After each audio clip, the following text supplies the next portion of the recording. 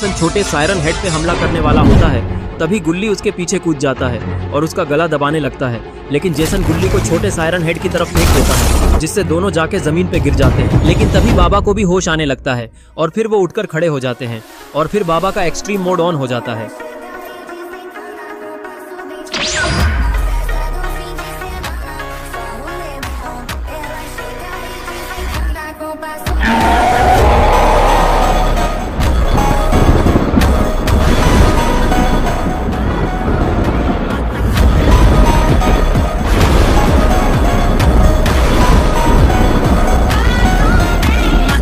बाबा का इतना भयानक रूप देखकर जेसन को डर लगने लगता है, क्योंकि बाबा पहले भी जेसन को बहुत बुरी तरीके से हरा चुके हैं और दूसरी बार भी जेसन बाबा से डर के भाग गया था। और तभी आसमान से कोई हथियार नीचे की ओर आने लगता है और वो सीधे जेसन के सामने आके गिरता है, जिससे एक धमाका होता है और सब लोग दूर जाके गिरते हैं। और फिर वो हथियार उस जगह पे लेविटेट होने लगता है और उसमें से बिजली निकल रही होती है। तभी बाबा वहाँ पर आ जाते हैं और वो हथियार बाबा के हाथ में आ जाता है। इसका मतलब ये हथियार और किसी का नहीं बल्कि बाबा का था। तभी खूनी बाबा ये सब देखकर बोलता है कि तुम्हारे पास बहुत अच्छी अच्छी शक्तियां हैं, लेकिन मेरे सामने ये सब काम नहीं आएगा, क्योंकि मैं तुमसे भी ज्यादा ताकतवर हूँ और अगर तुम्हारे अंदर दम है तो मुझसे सामना करके दिखाओ। खूनी बाबा के इतना बोलते ही एक बिजली उस पे गिरती है और वो वहाँ से उड़कर कहीं जाने लगता है। इस बार बाबा उसको जिंदा नहीं छोड़ना चाहते, इसलिए उसके पीछे पीछे वो भी उड़कर जाने लगते हैं। अरे ये क्या, खूनी बाबा तो काली पहाड़ी पे आ गया है, क्योंकि उसकी शक्तियाँ यहाँ पे डबल हो जाती है। और तभी बाबा भी वहाँ पर आ जाते हैं, लेकिन बाबा को इस बात का अंदाजा नहीं है कि खूनी बाबा को यहाँ पर हराना उनके लिए बहुत मुश्किल काम होगा। और फिर बाबा बिना कुछ सोचे समझे खूनी बाबा की तरफ दौड़ लगा देते हैं और खूनी बाबा भी बाबा की तरफ बहुत तेजी से बढ़ने लगता है। और फिर बाबा खूनी बाबा को एक जोरदार किक मारते हैं, जिससे खूनी बाबा दूर जाके फेंकाता है और उसको उठने का मौका ही नहीं मिलता। उससे पहले ही बाबा उस पे मुक्के बरसाने लगते हैं। 4-5 मुक्के खाने के बाद अगला मुक्का खूनी बाबा रोक लेता है और बाबा को उठाकर दूर फेंक देता है, लेकिन बाबा को इससे ज्यादा फर्क नहीं पड़ता और वो तुरंत उठकर खड़े हो जाते हैं। और तभी उनके अंदर से फिर से बिजली जादू से निकलने लगती है। ये देखकर खूनी बाबा भी अपनी शक्तियाँ इकट्ठा करने लगता है और फिर वो अपनी हैमर को मंगवाता है और फिर दोनों अपना अपना हथियार एक दूसरे की तरफ फेंक देते हैं और दोनों का हथियार बीच हवा में ही टकरा जाता है, जिसके कारण उनके बीच में से चिंगारी निकलने लगती है और इसके कारण कभी भी धमाका हो सकता है। तभी खूनी बाबा बाबा से बोलता है कि तुम कितनी भी कोशिश कर लो, इस काली पहाड़ी पे मुझे कोई नहीं हरा सकता, क्योंकि यहाँ पे मेरी शक्तियाँ 10 गुना हो जाती हैं और तुम्हारी छड़ी की मदद से मैं और भी शक्तिशाली हो जाऊंगा और फिर तुम्हें मार के इस दुनिया पे राज करूंगा, तो तुम तैयार हो जाओ मेरे हाथों मरने के लिए। खूनी बाबा की इतनी बकवास सुन के बाबा भड़क जाते हैं और उसको बोलते हैं कि तुम्हें क्या लगता है मैं तुम्हें इतनी आसानी से गुल्ली बुल्ली को मारने दूंगा? और अगर तुम्हें ऐसा लगता है तो तुम बिल्कुल गलत सोच रहे हो, क्योंकि आज मेरा नहीं तुम्हारा आखिरी दिन होगा इस धरती पे। लेकिन तभी इन दोनों के हथियार के इतने देर तक टकराने के कारण वहाँ पे एक बहुत ही बड़ा धमाका होता है और इस धमाके के कारण बाबा दूर जाके गिरते हैं और उनका एक्सट्रीम मोड भी ऑफ हो जाता है। लगता है बाबा को बहुत ज्यादा चोट लगी है। अरे ये क्या, बाबा तो बेहोश ही हो गए। इधर दूसरी तरफ खूनी बाबा भी दूर जाके फेंकाता है और वो भी बहुत ज्यादा घायल हो जाता है और फिर वो रेंग रेंग के कहीं जाने लगता है। लेकिन खूनी बाबा आखिरकार कहाँ जा रहा है? अरे ये क्या, खूनी बाबा तो जादुई छड़ी की ओर बढ़ रहा है ताकि वो फिर से ठीक हो सके। और फिर खूनी बाबा उस छड़ी के पास पहुंच जाता है और बिना वक्त बर्बाद किए उस छड़ी को इस्तेमाल करने लगता है, जिसके कारण उसमें से एक बिजली निकलती है और सीधा आसमान में जाती है और तभी उसके ऊपर बहुत जोरदार बिजली गिरती है, जिसके वजह से वो एकदम पहले की तरह ठीक हो जाता है और उसकी सारी शक्तियाँ भी वापस आ जाती हैं। और फिर खूनी बाबा जोर जोर से हंसने लगता है और इस तरफ बाकी सबको भी होश आ गया है और सब लोग उठकर खड़े हो जाते हैं, साथ में अपना अपना हथियार भी ले लेते हैं। लेकिन आखिरकार तुंग तुंग तुंग सहूर कहाँ पे है?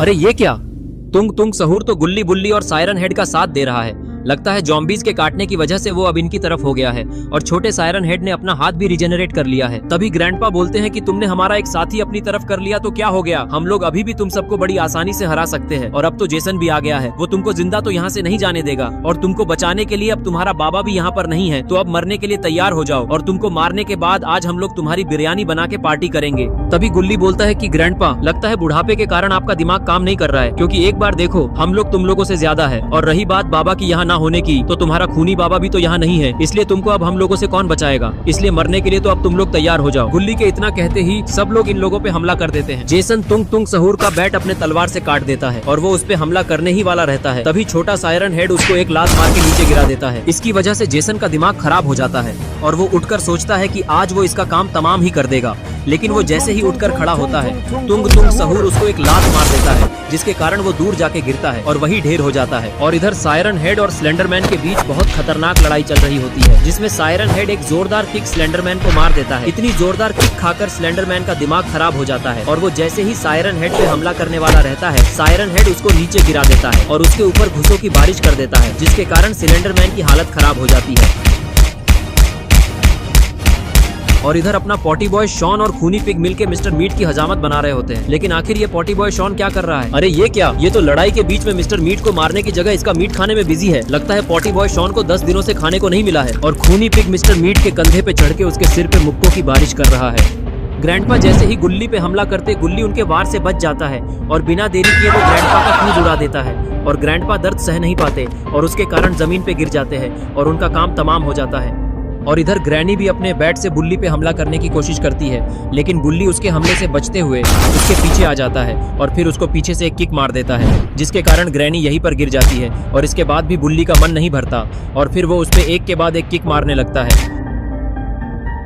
इतना मार खाने के बाद ग्रैनी ग्रैंडपा से मदद मांगती है और बोलती है, ए बुढ़े मेरी मदद कर, नहीं तो ये मुझे आज फिर से मार ही डालेगा और अगर मैं मर गई तो फिर तेरे लिए खाना कौन बनाएगा। ये सुन के ग्रैंडपा बोलते हैं, ओए सन की बुढ़िया, पहले अपनी खराब आंखें खोल के देख, मेरी हालत तुझसे ज्यादा बुरी है। तुझसे पहले तो मैं ही मर जाऊंगा, क्योंकि इसने इतना बुरी हालत कर दी है मेरी कि मुझसे अब उठा भी नहीं जा रहा। और इधर इविल नन रॉड पे भारी पड़ रही है, क्योंकि उसके हमले से ही रॉड जमीन पे गिर जाता है और फिर इविल नन उस पे एक के बाद एक हैमर से वार किए जा रही है। तभी रॉड इविल नन का हमला रोकते हुए उसको फ्रीज कर देता है और इविल नन वहीं पे जम जाती है। और इधर खूनी बाबा को बेहोश देखकर उसकी तरफ बढ़ने लगता है। क्या वो बाबा को मारने जा रहा? आपको क्या लगता है? ये आप हमको कमेंट करके बताइए। और फिर खूनी बाबा के पास पहुंचकर उसको देखता है, फिर अपनी जादुई छड़ी को आसमान की ओर करता है, जिससे फिर से वो तेज बिजली उसके और बाबा के ऊपर आके गिरती है, जिससे वो वहां से उड़कर बाबा को अपने साथ लेके चला जाता है। और इधर गुल्ली बुल्ली और बाकी सब ने मिलकर सारे दुश्मनों को चांद तारे दिखा दिए, जिसके कारण ये लोग बहुत खुश हो जाते हैं। लेकिन इनकी ये खुशी ज्यादा देर की नहीं थी, क्योंकि खूनी बाबा को बेहोशी की हालत में लेकर इनके सामने आ जाता है, जिसको देखकर सब हैरान रह जाते हैं। और फिर खूनी बाबा अपनी शक्तियों से एक मंत्र पढ़ने लगता है, जिसके कारण एक जादुई तलवार बाबा के ऊपर आ जाती है। और फिर खूनी बाबा उस तलवार को बाबा में घुसने का इशारा करता है, जिसके कारण वो तलवार बाबा के अंदर घुस जाती है और बाबा की मौत हो जाती है। और फिर खूनी बाबा गुल्ली बुल्ली से बोलता है कि तुम्हारा बाबा तो अब इस दुनिया में नहीं रहा। मैंने बोला था ना कि आज उसका इस धरती पे आखिरी दिन होगा, और अगर तुम लोगों को मेरे हाथों नहीं मरना है तो जल्दी से मेरे सामने अपने घुटने टेक दो, वरना तुम्हारा भी वही हाल होगा जो इस बाबा के साथ हुआ है। तुम्हारे पास सिर्फ एक ही रास्ता है बचने का, या तो तुम जिंदगी भर मेरे नौकर या फिर गुलाम बन के रहो, नहीं तो मरने के लिए तैयार हो जाओ। खूनी बाबा जैसे ही ये सब बोलता है, तभी इन लोगों की तरफ कोई बाइक से आने लगता है। लेकिन आखिर ये है कौन? अरे ये क्या, ये तो घोस्ट राइडर है। लगता है ये बाबा की मौत का बदला लेने आया है। इसका मतलब अब खूनी बाबा का बचना नामुमकिन है। और तभी घोस्ट राइडर अपनी बाइक से नीचे उतरता है और वो सीधे खूनी बाबा की तरफ देखने लगता है। खूनी बाबा घोस्ट राइडर को देखकर बोलता है कि तुम जो कोई भी हो, यहाँ से चुपचाप चले जाओ, नहीं तो अगर मुझे तुम पे गुस्सा आ गया तो मैं तुम्हें जिंदा नहीं छोड़ूंगा, क्योंकि मुझे गुस्सा आता है तो देखता नहीं, सीधा मारता हूँ। खूनी बाबा की बातें सुनकर घोस्ट राइडर जोर जोर से हंसने लगता है और फिर घोस्ट राइडर सीधा खूनी बाबा को मारने के लिए उस पे हमला करता है, जिसके कारण खूनी बाबा जलने लगता है और वो जलते जलते वहां से गायब हो जाता है। और फिर घोस्ट राइडर अपनी शक्तियों से बाबा की आत्मा को वापस बुलाता है और बाबा को जिंदा कर देता है। और उसके बाद घोस्ट राइडर बिना कुछ बोले अपनी बाइक पे बैठकर वहां से चला जाता है। तो दोस्तों, आपको क्या लगता है, खूनी बाबा मर गया या अभी भी जिंदा है? कमेंट में बताएं।